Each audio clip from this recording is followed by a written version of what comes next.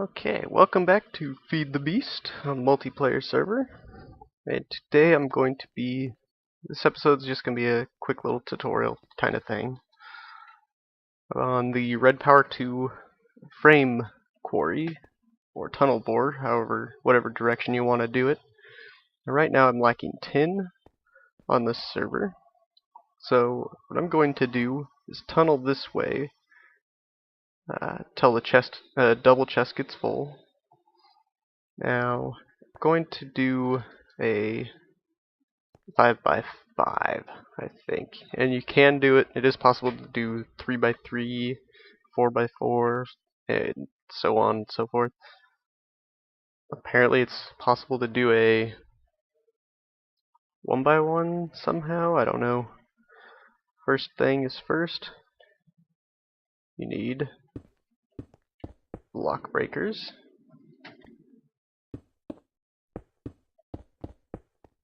Now, these are all facing in the wrong direction. So what you need is a sonic screwdriver, or a normal screwdriver, which is iron on a stick. 4, 5.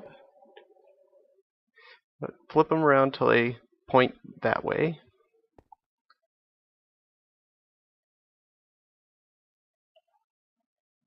And any block they break in front of them will be ejected out of that hole in the back.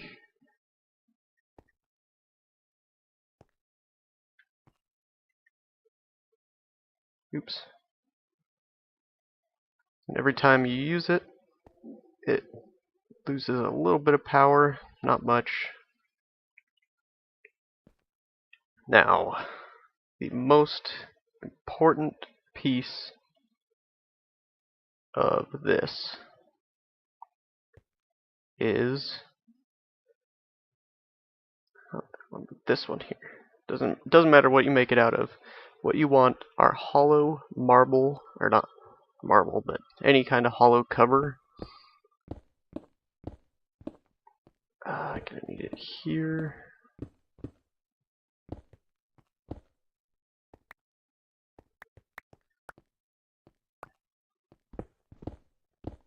I need it here as well. Okay. And what I have here are redstone tube frames, and the frame moves as it moves. The tube part carries the blocks that get ejected out the back, and the redstone part of it sends a signal to all of the block breakers to trigger. And we'll put stuff here. Now that redstone frame is probably do it without, but I like to use it. Take these panels and put it on the sides. The hollow covers prevent your The hollow covers will prevent the frame motors from trying to move the entire world around this. So what happens, those break, pulls the frame in, breaks again, and then when it tries to pull, if you don't have the covers, it's going to try to pull everything that is touching the frame, and it won't move at all. Up to the top. Guess I did those in the wrong spot. Okay. And one thing I did discover about this is it does not like, you have to be careful, and I'll show you what I mean. Probably won't be able to show you what I mean, but I could tell you. Nether brick, you want to use panels. You do not want to go down to a cover size, because if you go to a cover, items you place on the panel on them will pop off when it moves. It's a little easier if you're building one going down. Now up here, Gonna put that there, that there. Okay. Now we want to take a hollow marble cover and place it right there. Or a hollow cover. Go solid on the rest of this. Okay. Good, we do have the timers. Put a timer here.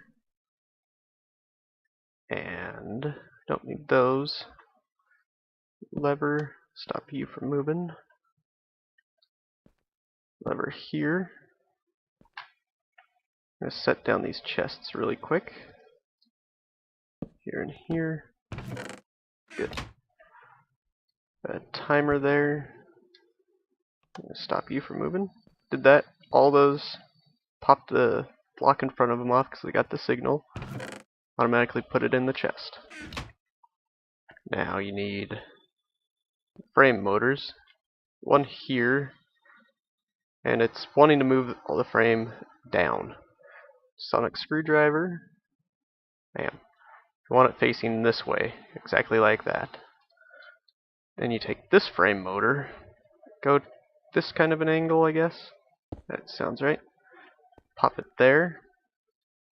And it should be facing that way as well. I think is where it should be.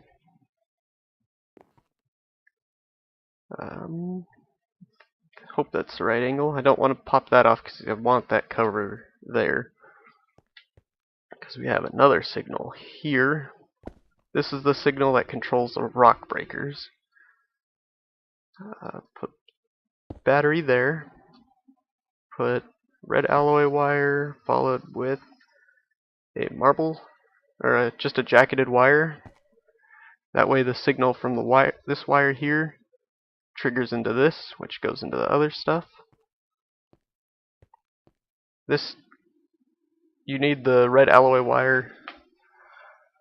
Basically, this powers this block. The jacketed cable won't connect to this, but it connects to the wire that's on this panel and sends the signal through. That's done. That's done. Now, what I was talking about earlier with the water and stuff like that, if you have running water or lava that you run through, and you get a flowing water lava on the frame here, and it moves, it's going to pull the lava and water with it. So I just run through, or not run through, but place hollow covers on all of them, on any piece that's exposed. This way, if I do encounter water, it won't stick to it, and I don't have to worry about it messing up stuff.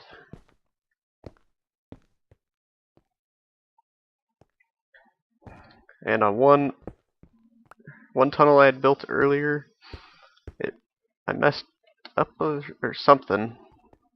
I don't know. I think the lag was causing it, but this motor would get moved forward, and sand would fall instead of falling in front of it. It's just weird. Okay, let's kick this on. This timer powers this motor, or signals it. This one signals this one. Looks like I have it backwards.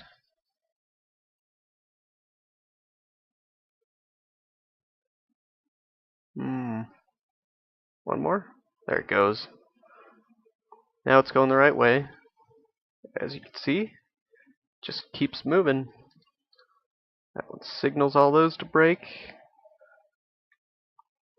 Now, this motor here pushes the frame that way. Then the job of this motor here is just to reset this motor into its proper space. And this hollow block is to prevent this motor from sticking there when this one tries to move it. And that's how you make a Red Power 2 frame. Now, one full battery without anything refilling it from itself, it's kind of difficult unless you're building a vertical quarry. One battery fully charged, will take you about 250 blocks in one direction. Now if you were to re-angle it and take it all apart or whatever, you're going to lose some stuff that's in here. Because it's going to take power from the battery and put it back into its charger or whatever, something silly like that. So you'll lose a little bit of power doing that. Now it'll keep going until it cannot go anymore. Like if something gets placed right here where the motor would normally be, you can ride it if you wanted. It'll pull you wherever you want to go. You can make large airships and everything with it. See those ruby? Gonna get them too. Ruby is important. So with ruby, you make chrome ingots, or ruby dust. You get chrome dust. And that's needed for all the high-end mechanical goods. You stupid skeleton. Look at all this green sapphire and goodies that are uncovered. Now one thing that would be a good idea is to have a stack of torches, and you could basically just ride on the back of the machine and place torches as it goes. Then when it runs out of power, just run back and loot stuff out of the edges and stuff like that. Keep going until the double chest gets full. And you gotta remember, every time it moves forward a block, 25 blocks get put in there, unless they hit a gap like that. So this thing, the chests fill up really quick. Oh, why'd that happen? There.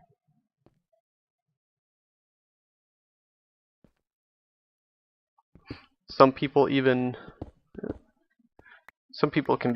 will build airships and stuff like that out of the frames, which are just crazy to watch. Cover the whole thing in panels,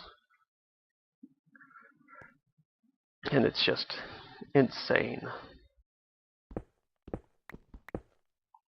Hurry up and fill up. How much space you got left? Oop, I can show you something here. See now, instead of the gravel falling fast enough, like it probably would in a single player, this moved ahead too fast. One thing you can do to prevent that in a multiplayer would be to right click the timers and change them a few seconds ahead maybe, or slower. The whole thing will end up going a bit slower, but you won't have to worry about gravel blocking your motors. There we go. Going nice and smooth. Moves pretty quick. You can't look inside the chest for too long, because you saw it change right there. And when it changes, it just blocks your view of it. Battery box is slowly going down. Now one thing you could do is set both of these timers. You could probably keep that timer where it is. You could set this timer here to 10 seconds on a vertical quarry. Probably make it really big. And whoop, there I go. Probably set it to 10 seconds, throw some solar panels and stuff on it to refuel the battery. Oh, there's some water. Huh, well, what do you know? Little cave. What am I sitting on? Weird. Wasn't pulling me. Good thing though is, unlike a normal buildcraft quarry, if you put blocks behind it, it's not going to turn around and go for them.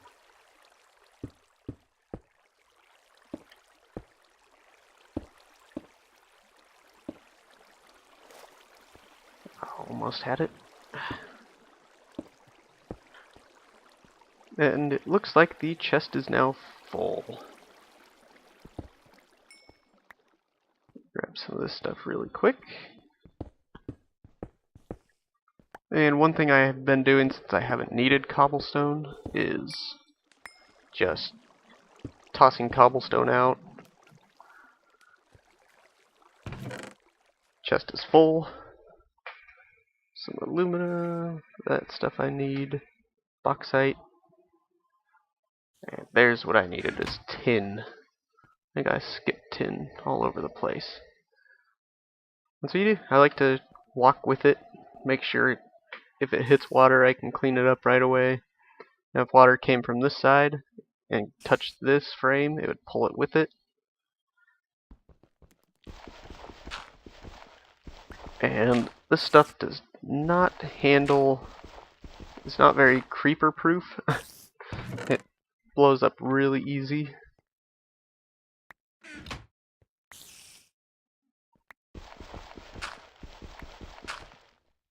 Sheesh. There's a lot of gravel.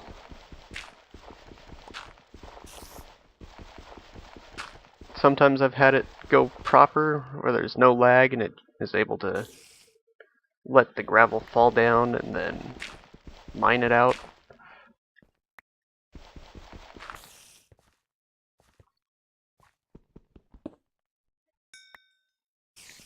But just the tiniest bit of lag will mess the whole thing up.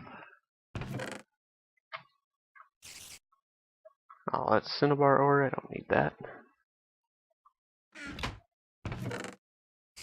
Mainly on the lookout for tin and iron, or tin and copper really.